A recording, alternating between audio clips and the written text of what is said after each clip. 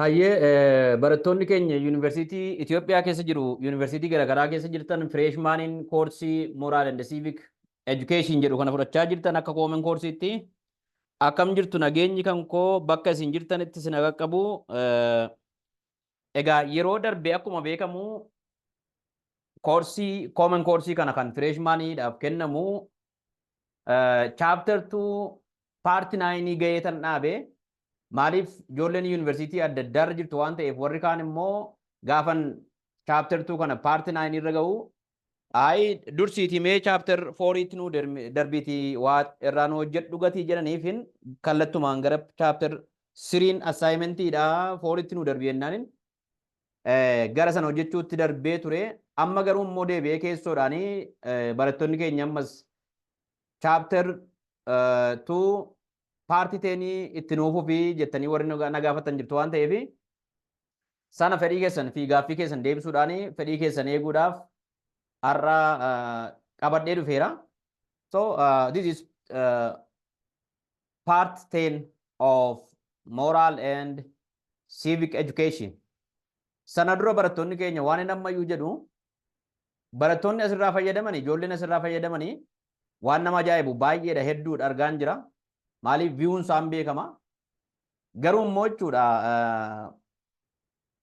subscribe gochuu irratti baay'ee ammayyuu hanqina guddaa jira.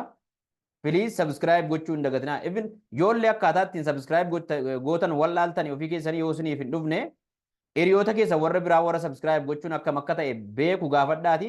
Subscribe jedhaati yeroo isin subscriptionii sana irratti click gootanu gara oliitti tokkoffaa irratti all kan jedhu jira. Isa irratti ammas dabaltanii click gootu. Waan inni asirratti hojjedhee gadhiisu hundumti isaa isin qaqqabaachuudha. Okay. Kanaaf subscribe, like, share gochuu hin dagatinaa jechuufani. Let's start our today's lesson. The today's lesson is about hypothetical imperatives or theoretical essentials. So hypothetical imperatives tell us which means or which way is the best to achieve our ends in our activities.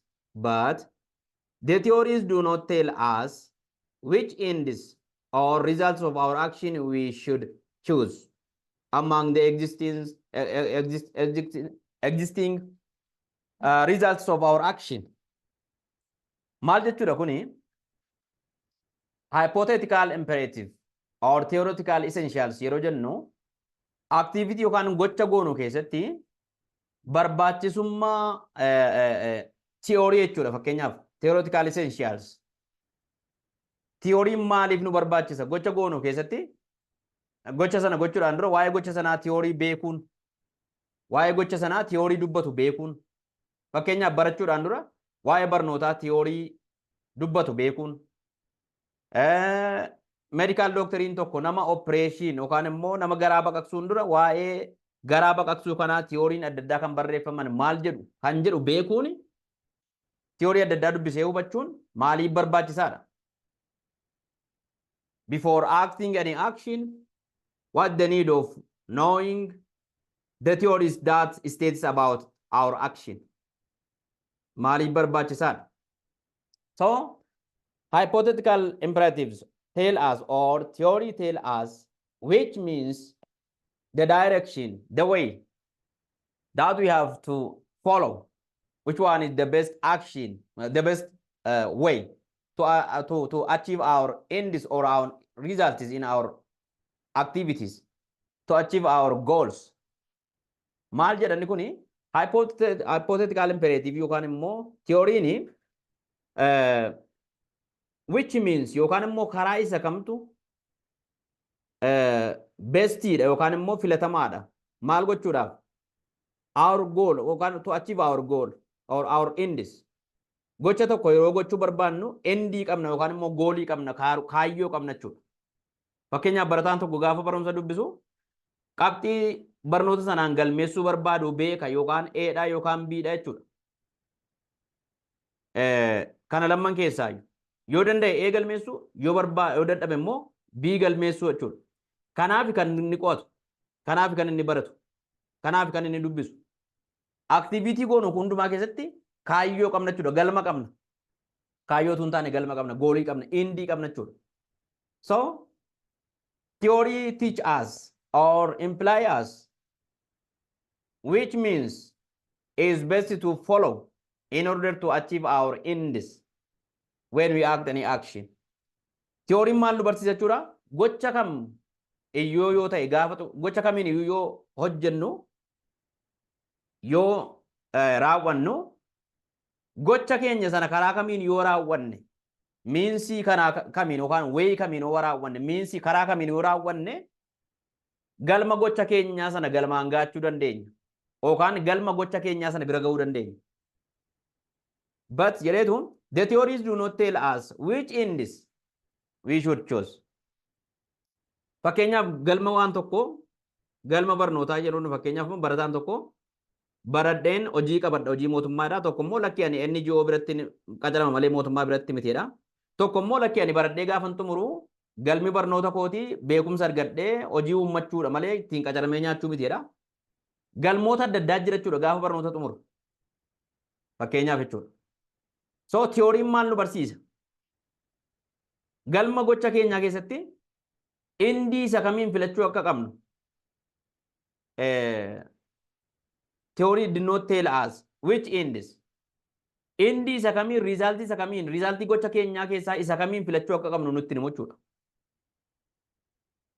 Do not tell us which ends result of our action we should choose. Maaliif isa sana numatu ofii keenya murteeffata jechuudha. Fakkeenyaaf ani barataa yoo ta'e baradhee fixeetan hojii mataa kootii uummadhee hojjedhaan filannoo mataa kootiiti. Gaafan baradhee fixu inni sunis hojii ofiin uummachuunis anaaf galma barnoota kootiiti. Lakkii mootummaan na qacareen miindaa nyaadhaa yoo jedhes immoo galma barumsa xumuruu kootiiti. Lakkii NGO'n gala isatu miindaa fooyya'aa qaba yoo jedhes immoo galma gocha kootiiti jechuudha. Tiyooriin isa kamiin keessaa galmoota isa kana sadan keessa kana keessaati isa kamiin keessaa akka filannu nutti himu. Karaa ittiin barnoota keenya galmaan geenyu duwwaa karaa ittiin goolii keenya bira geenyu galma keenya bira geenyu qofa nutti agarsiisa jechuudha. According to Immanuel Kant's view, a person cannot decide whether conduct is right or moral through empirical or experimental means. Rather, a person can decide conduct as right or moral through pure practical reason. Immanuel Kant is a well-known philosopher in philosophy, and he said that according to his view or idea, a person cannot decide whether conduct is right or moral. Namni tokko amala tokkoon amala nama tokkootiin jechuudha. Fakkeenyaaf amma Mr. A amala Mr. B'tiin gaariidha yookaan gadheedha jechuu hin danda'u. Karaa kamiin hin danda'u? Through empirical yookaan experimental. Maaliif Mr. A amalli isaa gaariidha. Mr. B'n immoo amalli isaa gadheedha jennee experimentaalii gaggeessuu hin qabnu yookaan immoo amala namaa laaboraatoorii fuunee geessuu hin qabnu. Laaboraatoorii fuunee geessinu hin qabnu jechuudha. Fakkeenyaaf amma bileet taayippii kan keenya beekuudhaaf dhiiga kan keenya fuudhamee laaboraatoorii geeffama. Amala baacaa beekuudhaaf, amala caaltuu beekuudhaaf garuu laaboraatooriin nu itti geessinu hin jiru. Eksperimentii nu gaggeessinu hin jiru. Yookaan immoo shaakalli nu gaggeessinu hin jiru mana laaboraatooriitti geessine jechuudha. Karaa saayinsiitiin karaa nu ittiin amallee abaluu gaariidha amallee abaluu immoo gadheedha jechuu hin dandeenyu hin jiru jechuudha. Garuu maa inni karaa kan beekuu dandeenya? We can decide a person's conduct as right or moral through pure practical reason. Pure kan ta'e yookaan karaa practical reasoning jechuun gochaan jechuudha. Gocha nama sanaa ilaallee malee experimentaalii gaggeessinee miti jechuudha. Fakkeenyaaf barataan tokko gaafa simisteera baratee ji'a 4 yookaan immoo ji'a 5 baratee simisteera ga'u barsiisaan kutaa gara gadiitti maqaa waamu maal godha? Conduct bakka jedhu irratti A, B, C jedhee kaa'a. Amala jechuudha. Amala barataa kanaa A'dha kan B'dha. Erga yoomi gaafa barataan kun fulbaana irra galmaa'u dhufeetuma torban lama dhufeetuma torban sadii barataan caalaan amalli isaa Eedha. Badhaatuun immoo amalli isaa Bidha. Yookaan immoo caalaan amalli isaa Bidha. Caaltuun immoo Eedha. Jedhanii murteessuun hin danda'amu. Seemisteera tokko fayyaa eeggachuudha. Seemisteera guutuu erga eegee booddee barsiisaan maqaa waamu eenyutu daree keessaa jeeqa eenyutu hin jeequ. Pure practical reasoning isa kana.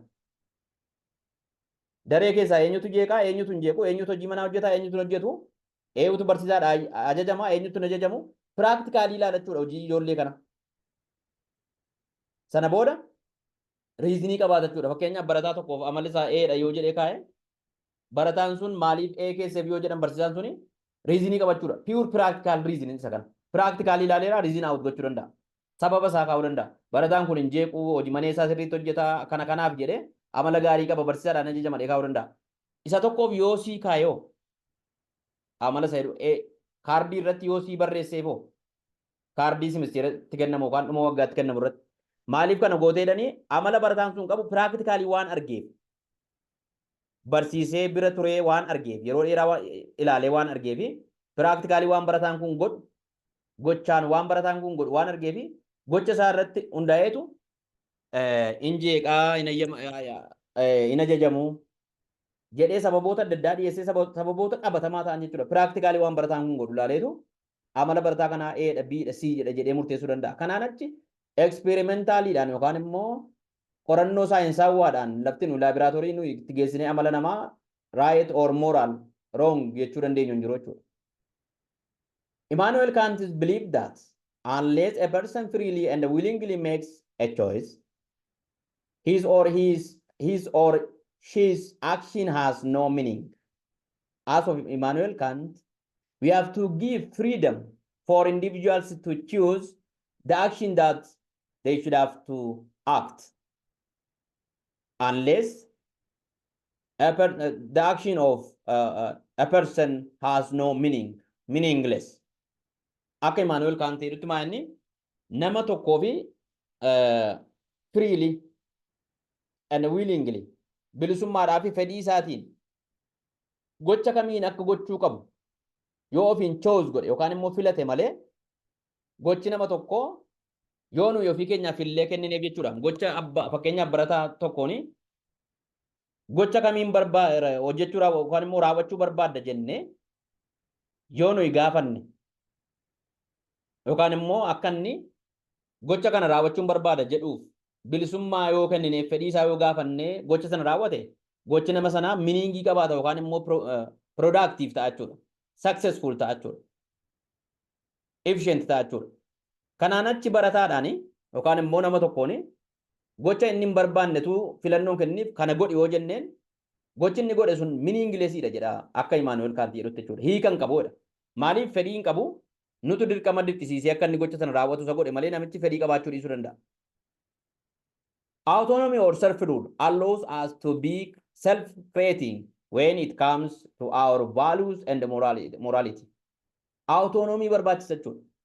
We have to give autonomy for individuals to act the action that they will. Namoota dhuunfaadhaaf yookaan namaaf gocha inni ofii isaatii raawwachuu qabu xumuruu qabu yookaan immoo gochuu qabu gocha inni raawwachuu barbaadu akka inni filatu fedhii isaa gaafachuu qabna. Mirga gochoota adda addaa keessaa gocha kamiin akka gochuu barbaadu akka raawwachuu barbaadu mirga filachuu isaa kennuu qabna jechuudha. Autonomii jechuudha. Fakkeenyaaf maal jechuudha? Unless a person freely and willingly makes choice, his or her action has no meaning. Fakkeenyaaf kana irratti maal jechuudha? Barataa tokko tuunni barachuu hin barbaadin dhaqii baradhu malee jedhee maatiin inni mana barumsaatti ergu meaninglessiidha jechuudha. Hiikan qabu jechuudha. Maaliif barataan kun barachuu hin barbaadu, daldaaluu barbaada yookaan qonnaan bulaa ta'uu barbaada. Garuu barataan kun ofii isaatiin ani barumsan fedha jedhee barachuu moo daldaaluu moo qotuu barbaada yoo jedhan lakki ani barachuun fedha yoo jedhee isanni barbaade kana tole baradhu jennee maal jechuudha? Akshiniin mucaa kanaa yookaan immoo barataa kanaa meaning fuulii ta'a jechuudha. Success ta'a jechuudha gurbaan kun yookaan intalli kun. Maaliif autonomii kennineef mirga ofiin of gaggeessuu self rule guiding oneself mirga ofiin filannoo ofii himachuutii fi mirga ofiin of gaggeessuu gatii kennineef filannoo ofii beeksifachuu waan kennineefiif nam kun successful ta'uu danda'a jechuudha. Autonomy is one's own beliefs, personal independence, and self-governance. What is autonomy? Autonomy jechuun maal jechuudha? One's own beliefs, yaada mataa ofii jechuudha. Personal independence, ofii irratti hirkatanii jiraachuu jechuudha. Namarratti utuu hin taane ofiin of danda'anii jiraachuu. Self-reliance, ofii irratti hirkachuu jechuudha. Namarratti utuu hin taane.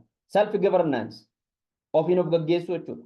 Autonomy is about self-administration, self-rule, self-governance. Egaa namni kamtiyyuu maal barbaada jechuudha? Ofiin of bulchuu barbaada, yaada ofiitiin gaggeeffamuu barbaada. Acting an action without fear for anyone else. When we do have autonomy, we act an action without fear for anyone else. Gaafa autonomiin nuu kennamu mirga ofiin of gaggeessuu jechuudha. Mirga ofiin of bulchuu jechuudha. Mirgi of danda'uu gaafa nuu kennamu mirga ofiin gocha barbaanne filannee raawwachuu, mirga ofiin gocha barbaanne immoo raawwachuu dhiisu gaafa nuu kennamu maal ta'a jechuudha. Gocha nuu kennamu tokko sodaa malee we act action without fear. Eenyuun iyyuutuun sodaatin gocha barbaanne tokko raawwachuu dandeenya jechuudha. On the other hand, heteronomy is acting under the influence of someone else, and it allows for an individual to consistently place blame outside of self. Heteronomy kan jennu immoo faallaa autonomy jechuudha. Heteronomy is being under the influence of somebody to act an action. Heteronomy inni jennu kun maal jechuudha? To'annoo nama biraa jala taa'uu jechuudha yookaan immoo ajaja nama biraatiin gocha wayii raawwachuu jechuudha. Fedhii keenya tuun ta'in, filannoo keenyaan barbaacha keenyaan tuun ta'in, Mr. Abbebeen akka inni gocha tokko raawwatu Mr. Caalaan ajajatti kenna jechuudha. Kanaaf Mr. Abbebeen waan Caalaan isa ajajeef jecha isa Caalaan barbaade sana gocha Caalaan barbaade sana raawwata jechuudha. Akshinii inni barbaade aakti godha jechuudha. Filannoon ofiin gocha barbaade filatee aakti gochuu kan raawwachuu isaaf hin kennamu jechuudha. Heteronomy jechuun dhiibbaa nama biraa jala taane dhiibbaa nama biraatiin gocha tokko raawwachuu jechuudha. Malee filannoo keenyaan jechuudha. Autonomiin immoo dhiibbaa nama biraarraa bilisa taane gocha feene ofii keenyaan raawwachuu jechuudha. Immanuel Kant believed that each individual is rational and capable of making free choice, thereby relies on autonomous thinking. As of Immanuel Kant, each individual is rational. Naturally, we are rational and capable of making free choice. Immanuel Kant asitti maal jedha? Tokkoon nama dhuunfa namni kamtiyyuu raashinaaliidha jedha. Uumamaanii raashinaaliidha. Kana jechuun hammeenya hin qabu jechuudha. Kaayin jechuudha. Raashinaal. Positive thinkeriidha jechuudha. Nama yaada uumamaan namni kamtiyyuu yaada qajeelaa qabaa jechuudha. Raashinaaliidha. Waa bal'isee yaaduu danda'a jechuudha. Reason waan tokko reason irratti hundaa'ee waa gochuu danda'a jechuudha. Waan hojjetu hundumaa sababa hojjetuuf hin beekaa jechuudha. Waan dhiisu hundumaa sababa dhiisuuf hin beekaa jechuudha. Capable of making free choice. Ga'umsa qabachuudha. Free choice gaggeessuudhaaf gocha isa kamiin filachuu qaba, isa kamiin immoo dhiisuu qaba, isa kamiin raawwachuu qaba, isa kam raawwachuu akka hin qabne capable jechuudha yookaan immoo of danda'a jechuudha. Nama biraa isa gaafachuu isa barbaachisu. Hirkataa miti jechuudha. So based on autonomous thinking yookaan immoo ofiin of danda'anii yaaduu jechuudha. Autonomous thinking kun yaada nama biraa irratti hirkatanii tuun taane ofumaan of danda'anii yaada sirrii yaaduu jechuudha. Waan sirrii filachuu jechuudha. Gocha sirrii gochuu jechuudha. Let's proceed to the next one to save our time. Or next we will discuss about principles of Kant's categorical imperative. yeroo itti aanutti principles of categorical imperative ilaalla. For today, this is enough. Thank you for staying with me still now. Amma ammaatti na wajjin turuu keessaniif galatooma. Har'a kana kanuma ilaalla jechuudha. Yeroo itti aanutti paartii 11ffaa isaa qabadhee isiniin dhiyaadha. Kanaaf naa galatoomaa nagaa naa qabaadhaan isiniin jedha. YouTube kana immoo ammas dabalee akkuma sila isinitti hime subscribe, share, like gochuu hin dagatinaa please. YouTubein kun kan keessanii, chaanaaliin kun kan keessanii. Afaan isin beektaniin isiniif dhiyaate isin gargaaruu fi akka isin konseptii koorsii kana sirriitti hubattan gochuu fi waan qophaa'edha. So kanaaf nagaa naa qabaadhaa ulfaadhaan jedha. Thank you. Have a good time.